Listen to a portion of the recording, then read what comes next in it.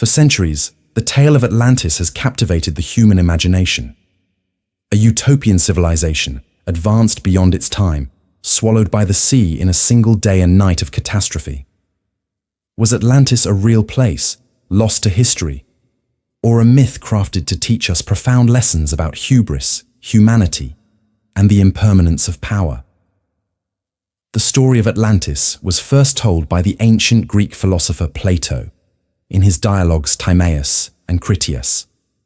According to Plato, Atlantis was a powerful and technologically advanced island nation located beyond the Pillars of Hercules, modern-day Strait of Gibraltar.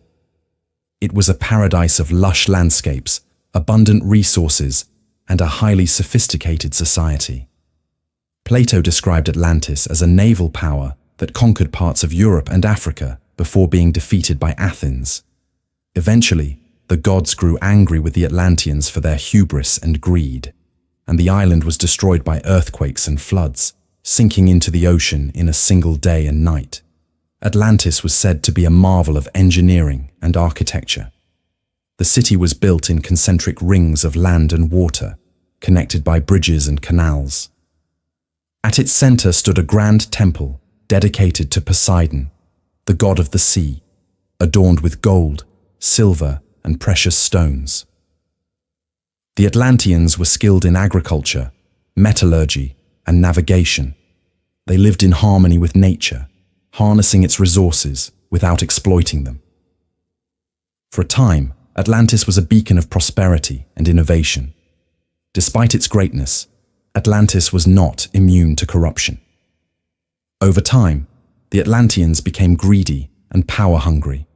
They sought to expand their empire, waging war on neighboring lands and exploiting their resources.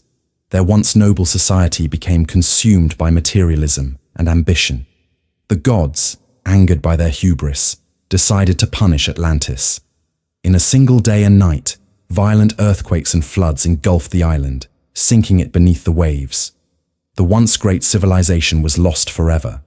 For centuries, explorers, scientists, and historians have searched for evidence of Atlantis. Some believe it was a real place, pointing to locations like the Mediterranean, the Caribbean, or even Antarctica as possible sites. Others argue that Atlantis is purely a myth, a symbolic story created by Plato to convey philosophical ideas.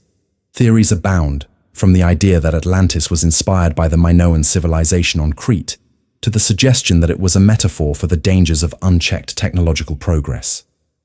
Beyond its historical and archaeological intrigue, Atlantis serves as a powerful symbol.